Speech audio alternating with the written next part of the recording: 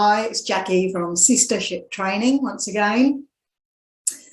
We're on part 2 of the chat with Lisa Blair, so I hope you got to see part 1.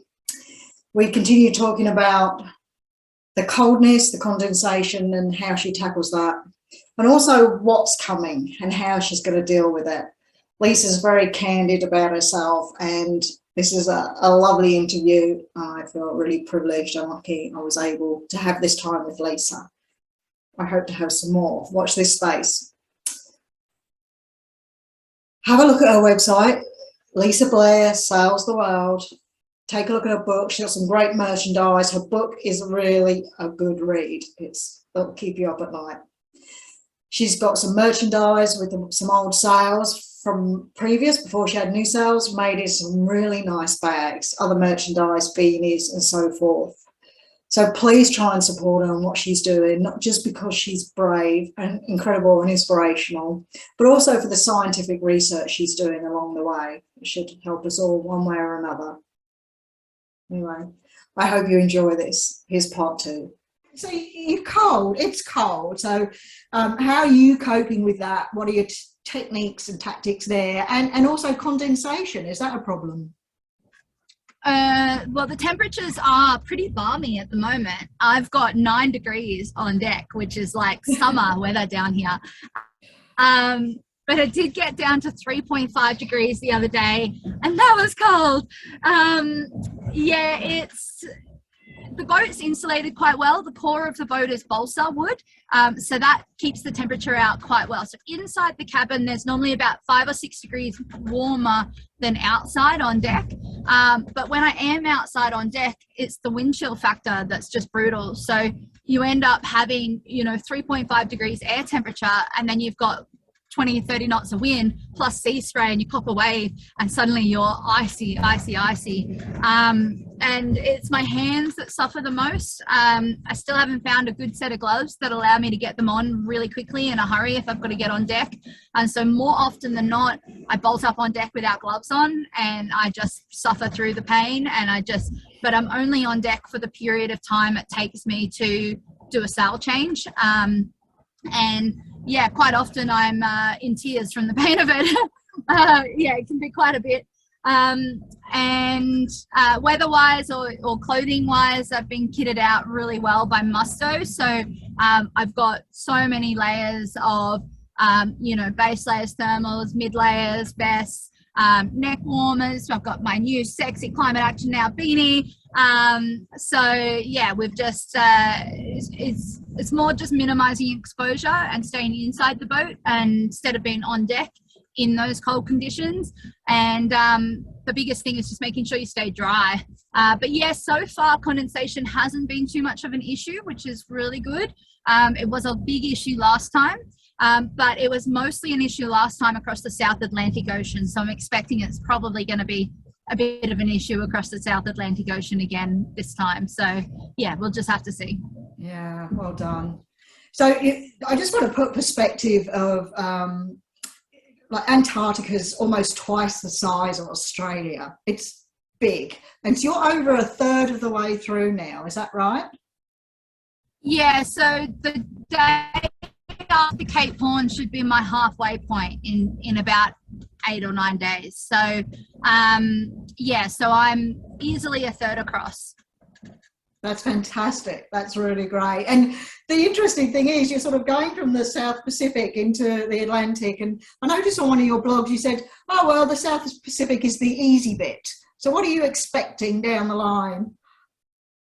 Well, I can only base it off my first record in 2017. But in 2017, the South Pacific allowed me to get some sunshine. There was as many storms as there were calms and moderate conditions, whereas the South Atlantic was just all storm. Like I never had, I think I saw the sun for one day once in the whole of the South Atlantic crossing. It was mostly 30 to 50 knots of wind and 6 to 8 meter swell the entire way across the South Atlantic. So I'm expecting that it's going to be quite similar conditions this time. Heavy fog, a lot of that misty kind of dewy kind of rain conditions, and yeah, pretty bleak. And then the South Indian, I don't have a good basis for this record because last time I did it in winter in the Southern Ocean, and that was brutal. So I know it's going to be easier than what I suffered through in winter in the Southern Ocean, but I'm expecting it'll probably be quite similar to what happened in the South Atlantic and be fairly consistently 30 to 35, building to 50 knots in the storms, you know, and on the calmer days it's 5 to 6 meter swells, and on the rougher days it's 8 to 10 meter swells. So yeah, I'm expecting that that's the conditions coming up. So I wanted to get a lot of room on the record in the Pacific crossing because I knew that this was going to be my calmer section of the trip. I also know that all the gear is at its best in the beginning of the trip because the sails are new, like everything's rigging strong, like everything's new and at its best. So it's a good opportunity or a good time for me to push the boat that little bit more in and get those extra miles under my belt in the beginning. So yeah, that's what I've been trying to do. Yeah, fantastic. Right, I'm just stopping there for a second because I want to know how you're going for time. I haven't been talking that much, so my throat's sore. You're doing great because you sit there and you're going, and you don't even know you're doing it. And I feel like I should be swaying with you. It's just so, I am so rapt to be talking to you. I can't believe I'm talking to you while you're where you are. It's just blowing me away. No, it's nuts that the technology is so good. I had a check-in with my sponsors at Canberra yesterday via Zoom, and we were all just like, oh my God, I can't believe we're talking to each other in the Southern Ocean. Well, I'm so excited. Yeah, I was up so late reading your blogs last night, catching up with some. I'm reading a lot. You do an incredible job. It's so great to talk to you while you're doing this, and I'm wondering if everyone's sitting there doing that with us.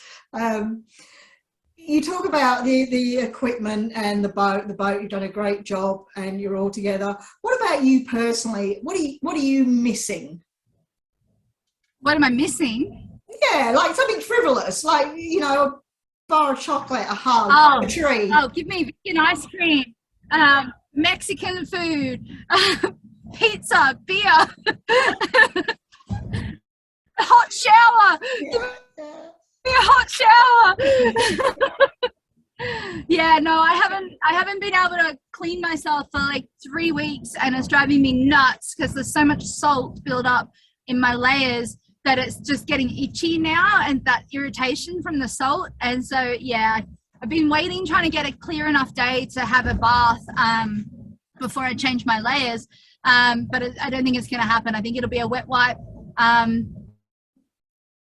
bath, and I'll just have to do it in the middle of the storm because it's enough's enough. Yeah, so yeah, I think being able to wash my hair and little things like being able to walk from one side of the boat to the and not fall over if I, you know, stuff like that. But yeah, definitely just shower is always the thing I crave the most at sea. Is that idea of being able to have a real nice hot yeah, I always seem to crave like. You're back.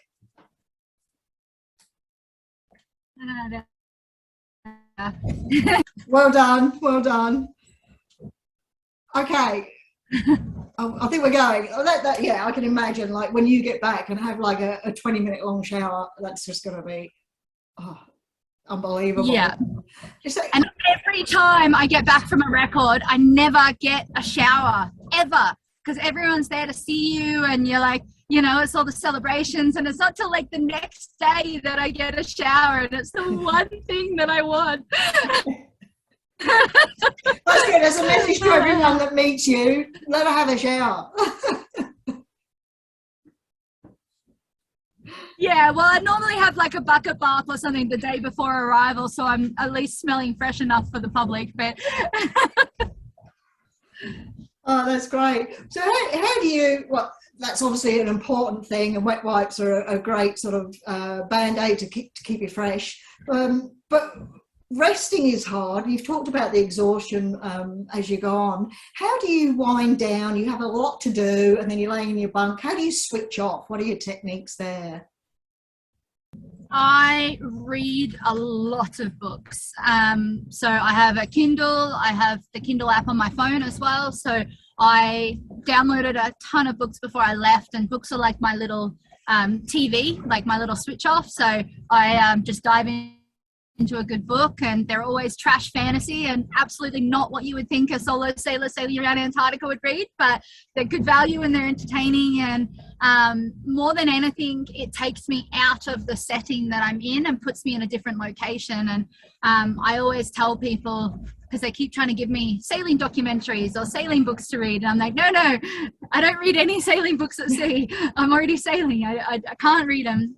So yeah, it's just full entertainment value. So definitely reading books. I've got some DVDs on a hard drive as well, some TV series. So yeah, just sort of watching those occasionally breaks things up, but I don't get a lot of time to actually watch things because it's normally too long a period of time of me sitting stationary with everything going on. There's about 6 hours a day of actual work that has to happen between microplastic changes and downloading group files and writing blogs and doing the videos and editing and all of that. And then there's the additional stuff, which is weather dependent, which is all your sail changes and making sure that you're on track, and then you got your maintenance on top of that. So there's not a huge amount of just general sitting around. And if there is, I always try and have like my breakfast, which is my hot bowl of porridge, and I read my book for half an hour. And I always try and just, even if I have to go on deck for a couple hours and do things first and then come and have a late breakfast, that's like a little bit of a me time on board the boat. And then dinner is much the same. So I don't try and eat while I'm watching the winds and the waves and making tactical decisions. I try and just sort of zone out, enjoy the food, enjoy the book or whatever I'm doing, and take that as my rest period. I can understand the genre to remove you and give yourself a break. It makes a lot of sense to me. And so it's the whole thing. You've got to be strong. You've got to be brave. You've got to have a good boat, but you've also got to have the mental attitude across the board about everything. And is that easy to maintain? Do you have techniques to keep that positive? Well, I mean, I live by the value that life's an attitude. You can choose to be negative, you can choose to be positive, you can choose, but it's always your choice how you take things. So for me, I've chosen that this is a record I want to undertake. This is purely voluntarily putting myself out here, going through hell, but I've done this to myself. So there's no one to blame. There's no reason to be grouchy because the weather's not playing nice. Like, I definitely do have bad days, but I try and minimize those bad days. And I have found that the bad days are directly connected to sleep deprivation. So I can handle pretty well anything that's thrown at me as long as I'm rested. If I'm heavily sleep deprived, I start getting grouchy and I start kind of getting frustrated with things on the boat when they're not going as they should. And so then I know, okay, I need to take a step back, get some more sleep, ease off on the performance, and then I get to a much better mental health at sea. But yeah, I mean, there's certainly time I have to religiously remind myself that I've worked very, very hard to go and put myself through hell out in the Southern Ocean, and I can't complain about it now that I'm here. Part of that mental attitude, and it's important to me, as you know, is food. And I read about the Mexican you made the other night, and then so how's that going? I know you're vegan, and are you getting good food and enjoying that? Yeah, I have. So yeah, food is really fundamental to any crew, whether it's a fully crewed boat or a solo boat. Food is like, your whole world revolves around what's the wind doing, when can you sleep next, and what's your next meal going to be. And you spend hours dreaming about that next meal, so you want to make it good. So I have found a couple of new freeze-dried companies because I went from vegetarian to vegan at the beginning of 2020. So I am trialing a lot of the meals I haven't had before. So I've been just sort of trying to figure them out and decide if I like them. But overall, the food's been very, very good. So yeah, there's this company called Outdoor Herbivores in the US, and they actually make freeze-dried salads, and they're cold rehydrated, which I never heard of before. But one of the biggest things I craved out here last time was fresh food, and it gives you enough of an idea of fresh food when it's rehydrated broccoli with dressings, and it's really, really tasty, good stuff. And then there's another company called Mary Jane Farms in the US that do all organic freeze-dried food. They do some meat-based dishes, mostly vegetarian, and a range of vegan as well. And they've always been very, very good as well. So yeah, just have a mixture of the two. Yeah, fantastic. You're certainly looking healthy on it. You're looking great. Yeah. And with keeping going, I know one of the things you talk about you do, which is really important, is your deck checks. How often do you go out on deck, out to the front of the boat to check everything is as it should be? It depends. It depends often on the conditions. I won't go out on the bow and do those deck checks if it's really rough conditions, because there's no point. But I do a visual check from the cockpit every day, all the time. I do a walk around the back of the deck every day. But the bow section of the deck check, which is really just checking the furlers and the forestays are okay and that there's no chafe on any of the ropes up there, that I normally do sort of every 3 days, every 4 days. Normally between the storms, I'll go through a storm and then I'll go up and have a good check.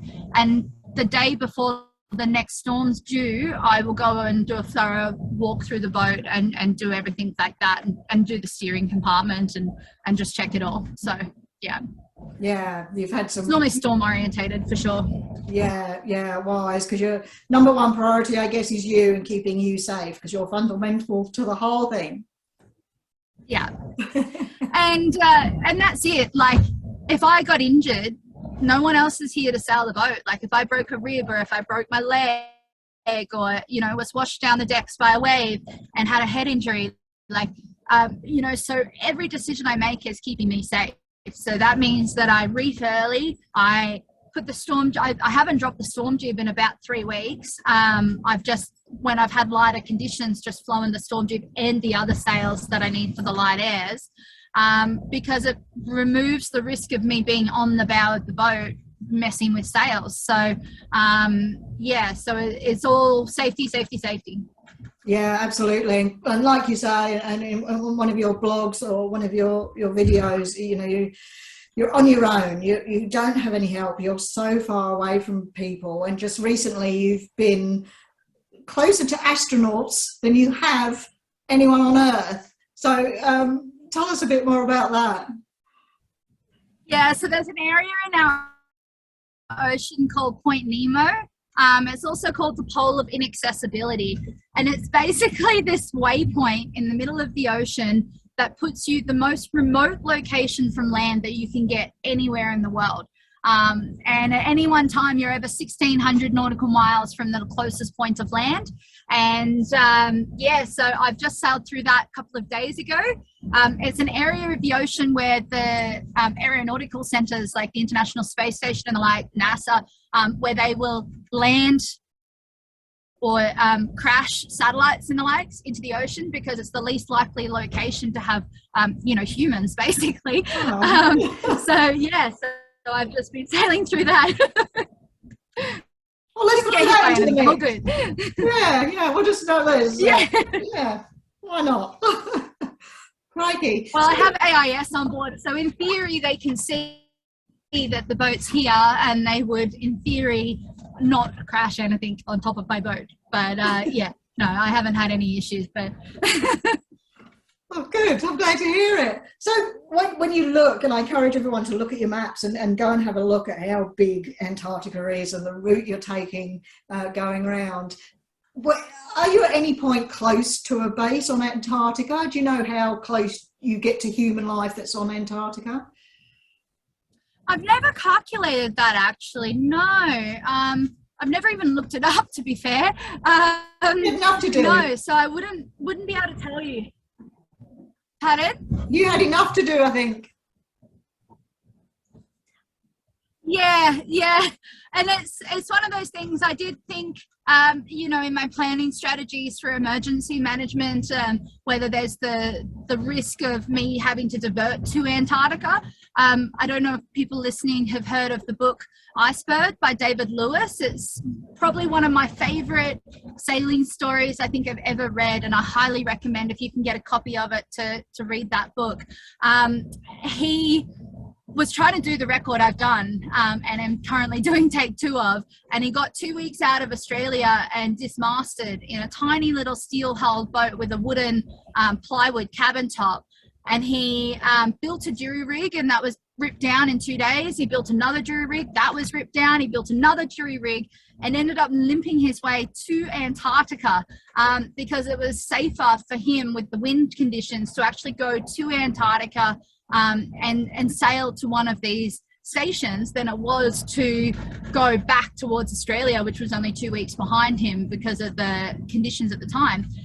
So it's a pretty amazing story. He's a great writer, and he was a doctor, and he's written a number of books on navigating through the Pacific using traditional islander methods and the likes as well. So really interesting character.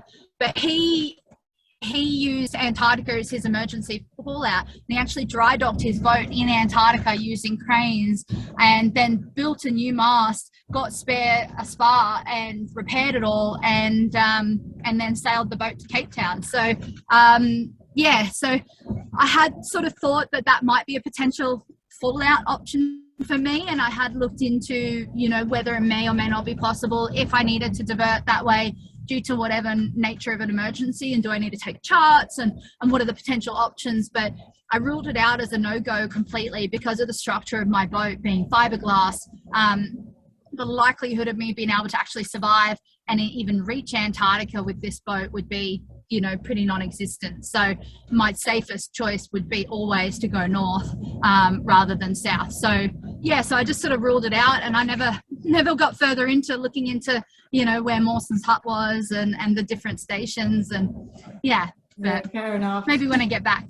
Yeah, but did you read that book before your record attempt? Or at what stage did you read that book? I'm sort of interested. Yeah, I read David Lewis's book.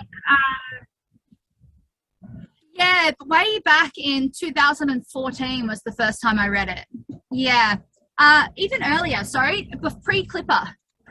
So 2011 to 12, somewhere there. And then I actually got to meet his son, because David's passed over now. But when I did my Trans-Tasmania race, it was a little serendipity moment, and I had borrowed Roger McMillan's boat, Cater at Margaret River, which is this little 34-foot aluminium Vanderstat that I was going to sail solo to New Zealand and back, and I'd never sailed solo before in my life.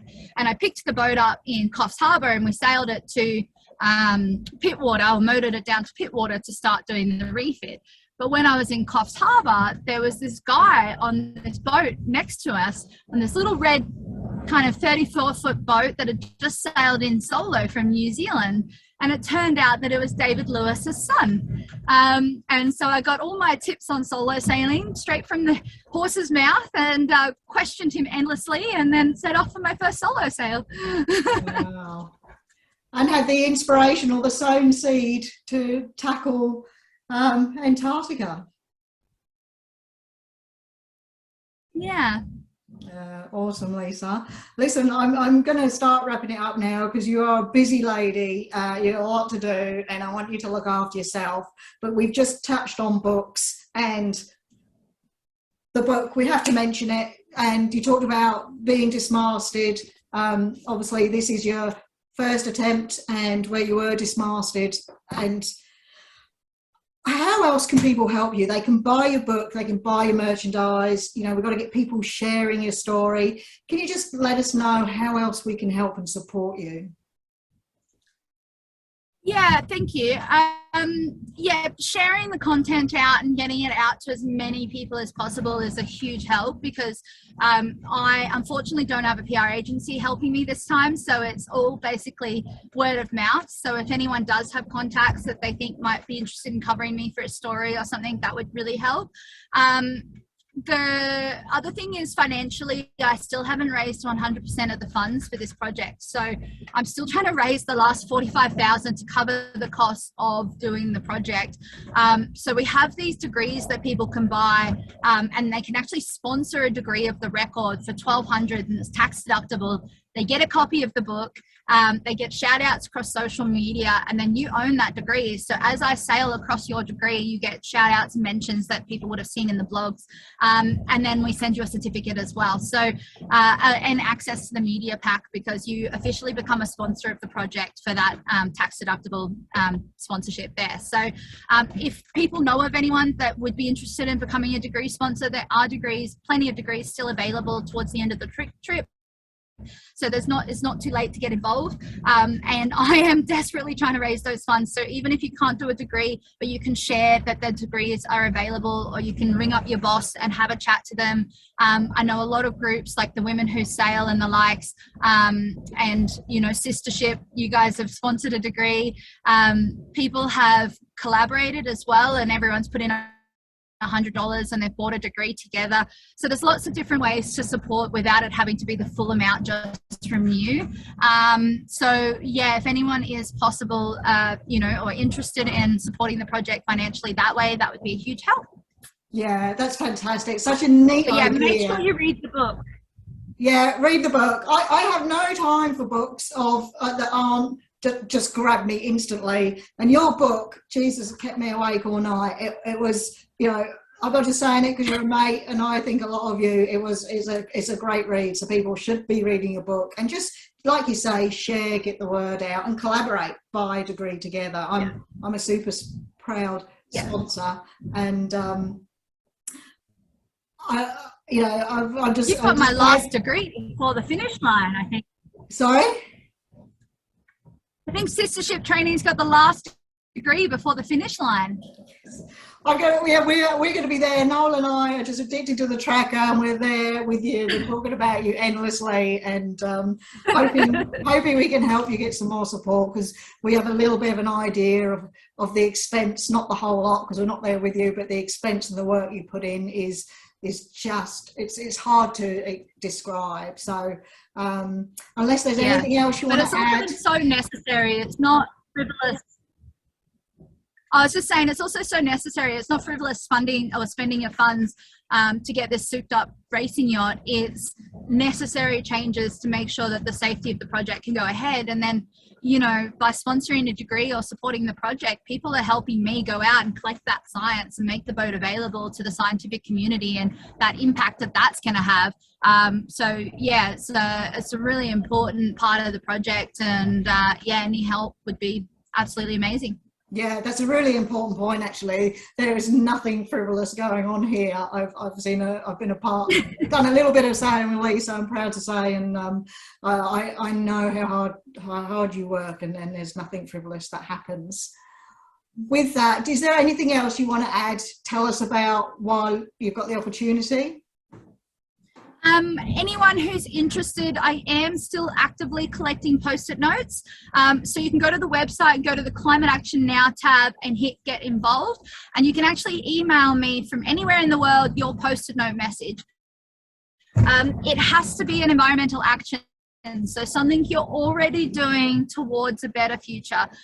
So say you recycle at home, you collect rubbish off the beach every time you go for your walk, you have short showers, you turn the lights off when you leave the room, you install a solar hot water system, like whatever it is that you do as your environmental action, pop it in a post-it note message, email it across, and then for the next record, we'll rewrap the hull of the boat, and your messages will actually get on the boat for the next record, because we all know that this isn't my last record, as much as my mother would love it to be my last record. Oh, Mom.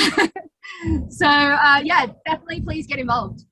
And then also you can follow, there's videos and photos going up daily on the website, social media, so really great to be able to have, you know, Canva and Pivotal supporting me in a way that allows me to share that content out to you all. Because last time I was only able to share like a 30-second video once a week because of the extreme costs of the data charges. So to be able to deliver a 1-minute video every day to you all, and really take you on that journey with me, I really love that experience because I love being able to connect to the audience and I love being able to share the journey. And I think it has a lot more power in the journey, a lot more success if I'm able to share it out to everyone. So yeah, make sure you jump on social media and like Facebook or the Instagram page, and you won't be able to miss an update then. Yeah, absolutely. It's a fantastic idea, and everything, you pull it all together with those great post-it notes. And this around me is by Canva. I love Canva. I use it all the time. And your blogs with those videos and pictures, we're right there with you. It's really, really great to see. And I'll share all those links for everyone so they can connect easily from this podcast. Yeah. So Lisa, I'm gonna love you and leave you. If we get another opportunity, I'd love that. But we're with you all the way, all of us, and you're just doing amazing. Thanks, Jackie. Thanks so much for coming out to the Southern Ocean with me. I can't believe it. It's awesome. It's absolutely awesome. And stay safe. I don't need to tell you that, but stay safe, and we'll talk again soon. I do hope you enjoyed the 2 interviews with Lisa Blair. I think she is incredible. I just want to do a shout out to Pantenius Yacht Insurance for helping me put these podcasts and videos together. Also to some of Lisa's sponsors, Pivotal for the data. We waited to the end of the month, so if Lisa had extra data available, we did these interviews, so that was great. Technology is an amazing thing. To Canva, I use Canva all the time. Producing posters such as this makes life really easy. So I just suggest you have a look. There's a whole host of other supporters and sponsors Lisa's has. Go over to her website, take a look, and become a sponsor, become a supporter, buy a degree, be part of it. You can collaborate with others to buy a degree, or purchase some merchandise, say hello, or just share something like this. So Lisa gets recognised for her efforts. They are amazing. I hope you can see a bit of that with this video. Aside from that, Lisa Blair's mum, Linda, is amazing. She helped me connect with Lisa to do this. I got to know Linda a bit when I sailed with Lisa before, and of course Lisa's sister Shelley Blair. They're a wonderful teams, a really lovely tight-knit family, and I'm very proud to call them all friends of mine. Apart from that, please go over sistershiptraining.com. We've got lots more videos and articles, and say good day. Come over to Turning Your Cruising Dreams into Reality Facebook page. I put lots of great stuff up there and I like chatting to everyone, so I hope to see you there. In the meantime, I wish you safe sailing.